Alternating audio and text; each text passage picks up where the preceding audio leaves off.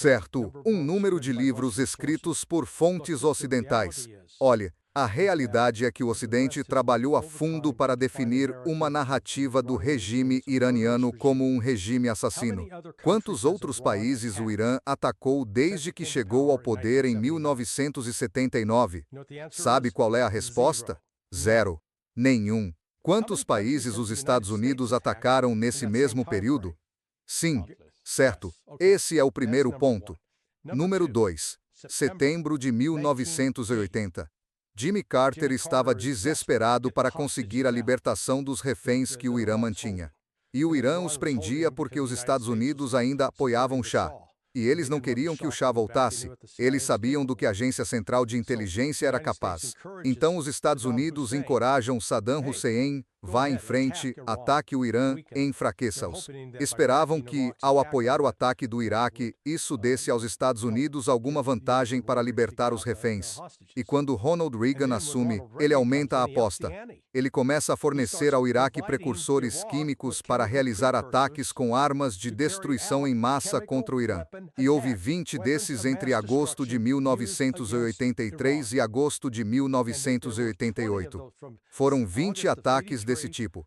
Durante todo esse período, o Irã nunca, repito, nunca criou armas químicas nem respondeu na mesma moeda. Eles não o fizeram. Por quê? Porque viam aquilo como um pecado. Aqui estão os Estados Unidos apoiando o Iraque.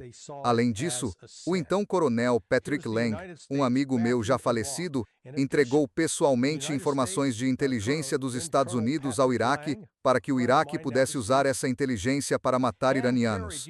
O Irã não estava atacando os Estados Unidos. E aí dizem, e quanto ao quartel dos fuzileiros navais em outubro de 1983? Sim, os fuzileiros foram mortos num atentado do grupo Amal. E o Amal, francamente, foi criado 7 anos antes dos mulás tomarem o poder em Teherão. O que os Estados Unidos estavam fazendo em setembro? Estávamos bombardeando o Vale de Bacal com navios de guerra que estavam matando homens, mulheres e crianças xiitas. E nós matamos civis, e depois eles retaliam, e pensamos que somos as vítimas. Depois os Estados Unidos apoiam um grupo terrorista de verdade, a Organização Mojahedin do Povo do Irã, que o meu próprio gabinete no Departamento de Estado dos Estados Unidos designou como organização terrorista estrangeira em 1997. A Agência Central de Inteligência começou a financiá-los ativamente, a protegê-los, a armá-los e a treiná-los em 2004. Foram finalmente retirados da lista de organizações terroristas em 2012. E além disso, estamos a realizar atentados terroristas dentro do Irã, matando cientistas e políticos. Desculpe, mas European Union não engulo a conversa fiada ocidental, de que o Irã é o vilão aqui. O Irã não atacou mais ninguém. O único que tem atacado outros, o único que tem patrocinado ativamente terrorismo contra aquele Estado somos nós, os Estados Unidos e Israel. Exceto, somos Quiros agonidos atacado com os Estados Unidos, converse o baçãos atacado com os Estados Unidos, exceto. Sim, o caso irá encontra vem à mente o de Reagan.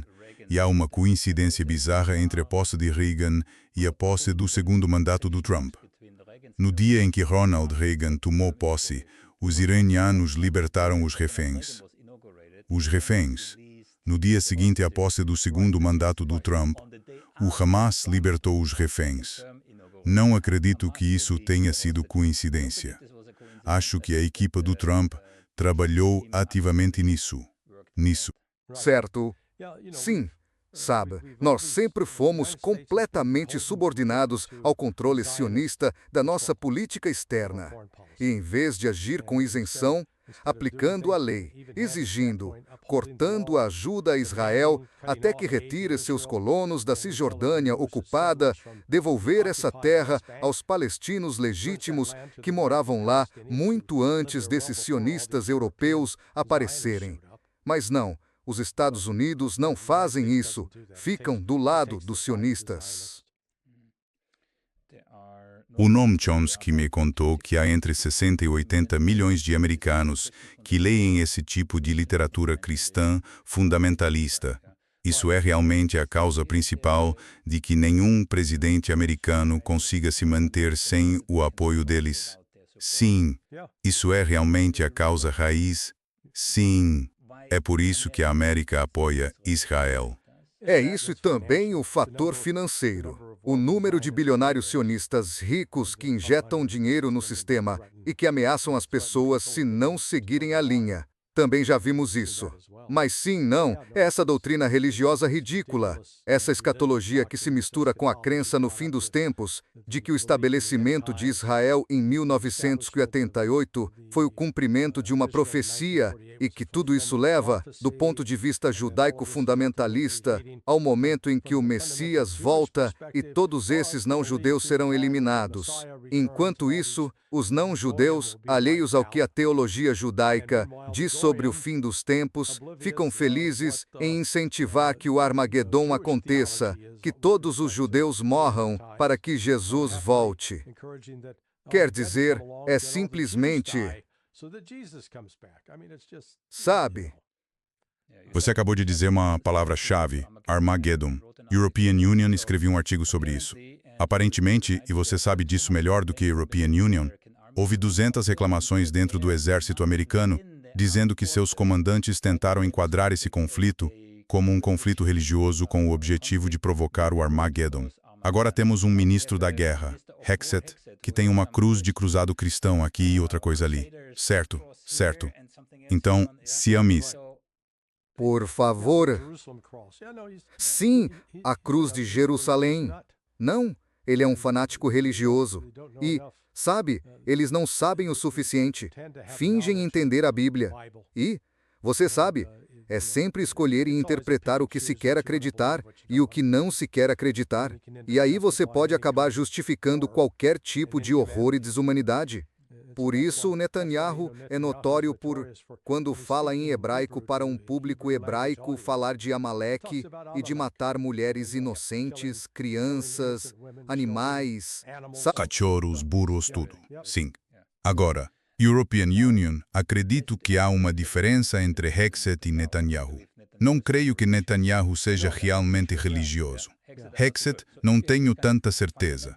Hexet, não tenho tanta certeza. Então, se você tem esse tipo de fundamentalista no poder, e não estou dizendo que não há fundamentalistas. Há um fundamentalista religioso mesmo no governo de Israel agora. Mas nós os temos em ambos os lados, em Israel e nos Estados Unidos. É uma situação extremamente volátil, European Union, diria. Porque todo o argumento razoável cai por terra no momento em que você começa a aplicar doutrinas religiosas à guerra. European Union até esqueci quem cunhou, mas dizia, sabe, o sionismo começa com isto, não há Deus. E Deus nos deu esta terra. Sim. É meio, sabe, quando o European Union ouço do rio ao mar, isso é proibido. Aqui na Europa, na Holanda, na Alemanha, é proibido. É ilegal. A maioria das pessoas não percebe que essa expressão vem do estatuto do partido Likud em Israel. Está escrito no estatuto do rio ao mar. É isso que eles querem. Então não é um slogan dissidente ou algo assim. Vem do partido Likud. Certo. Certo. Pois é, quero dizer, os sionistas falaram do rio ao mar. E, sabe, o Tucker Carlson expôs até a ingenuidade de alguém como o embaixador Huckabee ao dizer, sim, bem, isso foi incrível. Ótimo você ter lembrado disso. Quero dizer, esse não era um embaixador americano representando os Estados Unidos. Era uma pessoa, não importa como chamem, representando os interesses de Israel. Não há outra forma de ver isso. Correto. Correto. Sim, mas mostra o quão enraizado está esse fanatismo religioso. E European Union, acho que ele disse, foi questionado pelo Tucker e afirmou que não se importaria se Israel se tornasse o grande Israel. Acho que estou certo. Certo. Certo. Certo. É. Não. Você tem razão. Você tem razão. Sim. Sim. Absolutamente. Então é só que a European Union, sabe, tento pensar na China nesse sentido. A China não é um país cristão, não é um país muçulmano, nem um país judeu. As crianças que crescem na China não são expostas a essas bobagens escatológicas. Não são condicionadas desde cedo a acreditar que há um Messias que vai voltar, ou que um Messias vai salvar Iuas, ou que o profeta Maomé voltará junto com o profeta Jesus. Ou seja, seja no islamismo, no cristianismo ou no judaísmo, todos acabam criando uma espécie de lente pela qual você vê o mundo, e é uma lente distorcida. Sempre me perguntei como seria crescer na China, com a mente nunca atolada por essas bobagens, e poder olhar o mundo de outro jeito, se coçando a cabeça e pensando: o que se passa com esses ocidentais loucos e toda essa loucura sobre a cidade santa de Jerusalém? Tem um trecho de um rabino cujo nome, infelizmente, esqueci, e o trecho tem alguns anos. E ele disse que, se dependesse dele, na próxima vez que o Irã disparasse alguns foguetes, deveriam explodir a Mesquita Al-Aqsa e culpar não apenas o Irã. Sim, European Union... Mas aí, sim, mas também, sabe, há uma espécie de conflito entre os outros países e o Irã, ou seja, que nós estamos com eles, e ele usou termos muito depreciativos, claro, né? Isso é uma ameaça? Você acha? É uma ameaça? Eles vão aproveitar essa oportunidade agora. É uma ameaça realista? Acho que sim. Acho que com certeza. O que aconteceria? Você acha? Quero dizer, não vemos os Estados Árabes que cercam Israel muito dispostos a agir. Isso realmente desencadearia alguma coisa? Ah, sim. Não, escuta. Israel já tomou medidas que impedem muçulmanos, durante o Ramadã, de ter acesso à Mesquita Al-Aqsa, e cristãos de ter acesso à Igreja do Santo Sepulcro. E, sabe, esse chamado Estado judeu é um grande antagonista tanto do cristianismo quanto do islamismo. E é aí que... sabe, vamos acabar tendo uma espécie de guerra santa por causa disso. E essa guerra santa é contra quem? Quem lutaria contra quem? No início, vão pôr muçulmanos contra cristãos, mas European Union, acho que, em algum ponto, vai acabar sendo muçulmanos e cristãos contra judeus. O que te faz pensar? Bem, o ataque contínuo a cristãos e muçulmanos por parte de judeus ou dos sionistas não é justo rotular todos os judeus com as bobagens que esses extremistas sionistas fazem. Verdade.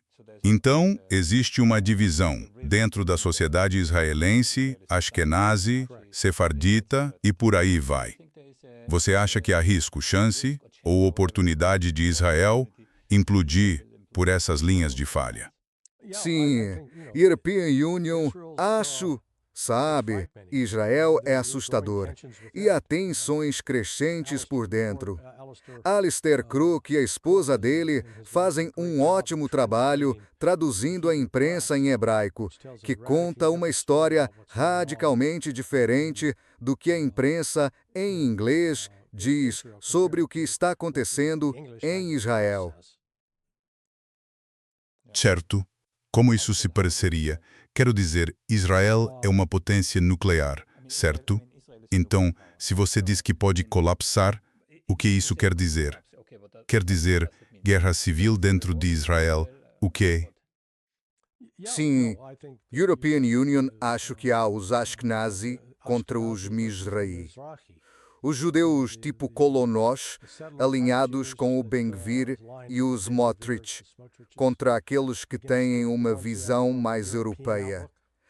Então, é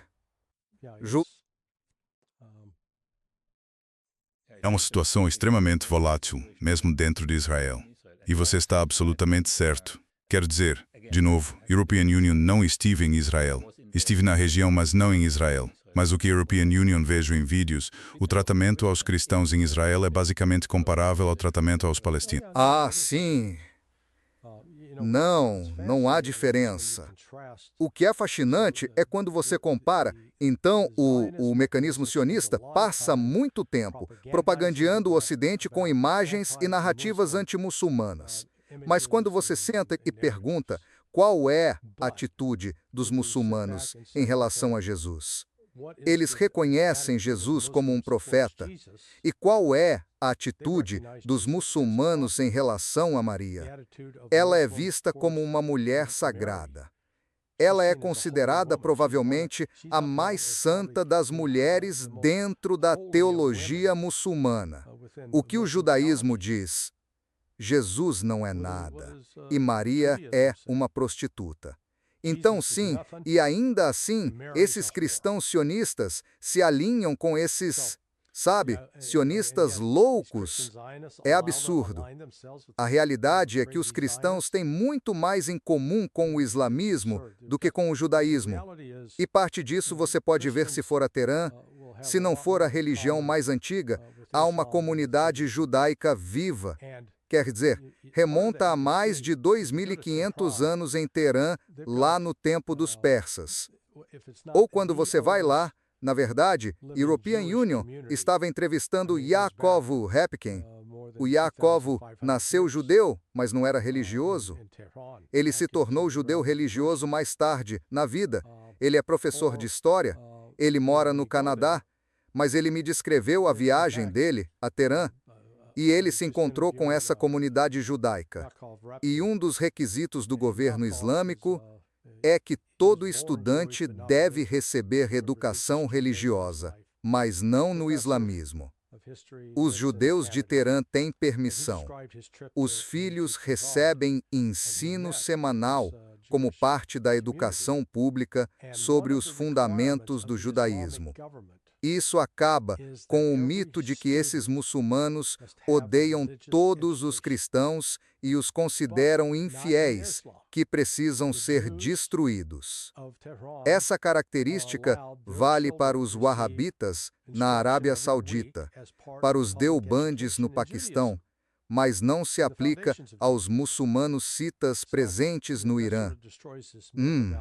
Mantamos comes, smuntu dades como ofesense, is os juderanos ciserquecilhos. Essa característica vale para os wahhabitas na Arábia Saudita, para os deobandes no Paquistão, mas não se aplica aos muçulmanos citas presentes no Irã.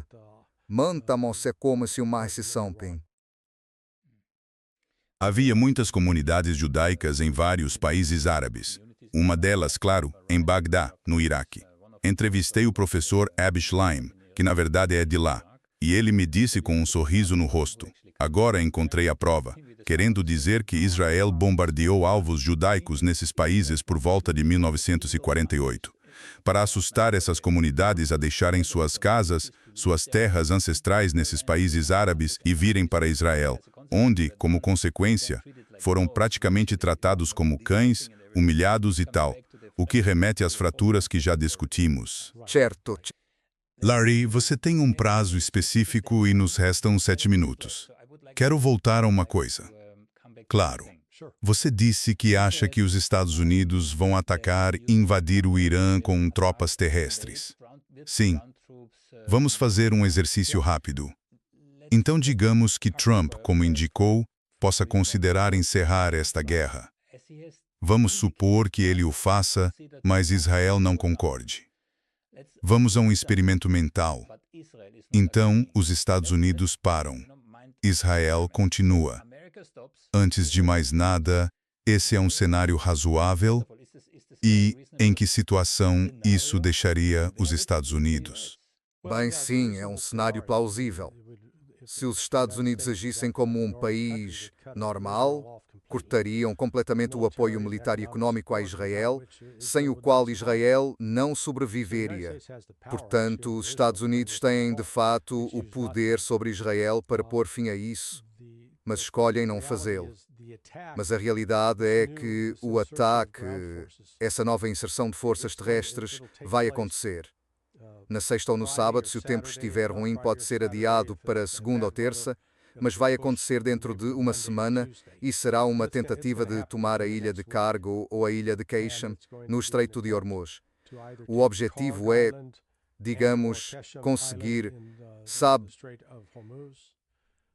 não tenho certeza de qual é o objetivo específico.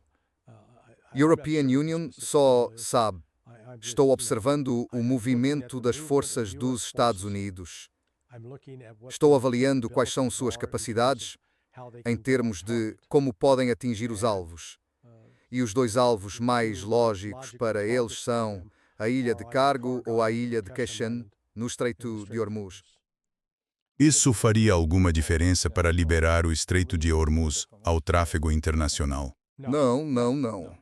Pode até ser que um ou dois navios passem, mas o Irã tem drones, mísseis, ativos subaquáticos, incluindo submarinos, drones subaquáticos e minas. Então, tudo isso só vai encorajar o Irã. Quaisquer tropas dos Estados Unidos que desembarcarem em território iraniano, assim, acabarão mortas. Na verdade, surpreende-me que o Irã ainda não tenha atacado um porta-aviões. Porque os porta-aviões não chegam perto o suficiente para ficar dentro do alcance. Estão ficando longe. Eles só dispararam mísseis a... Bem, lançar um míssil a 4.000 milhas é um pouco diferente de acertar um porta-aviões, que é um alvo em movimento. Esses mísseis não têm um dispositivo automático que diga, há um navio, vou acertar o navio. Então, quando se dispara a essa distância, é um cálculo complexo descobrir como um míssil, viajando a X milhares de milhas por hora, seguindo uma certa trajetória, vai atingir um navio que se move leste a oeste, a leste a 22. Isso é um problema difícil de resolver. Ouvi gente dizer que o Irã nem teria, digamos, capacidades satelitais para realmente atingir essas ilhas. Então essas capacidades devem ter vindo da Rússia ou da China. Pois é. Duas perguntas. Ou seja, o mesmo poderia ser feito a Rússia ou a China poderiam fornecer esse tipo de informação para atingir porta-aviões. Mas isso também significaria que a Rússia ou a China estariam indiretamente já na guerra. Como você vê isso? Sim, com certeza. Mas, novamente, essa informação não vai ajudar a atingir um porta-aviões. O porta-aviões é um alvo em movimento.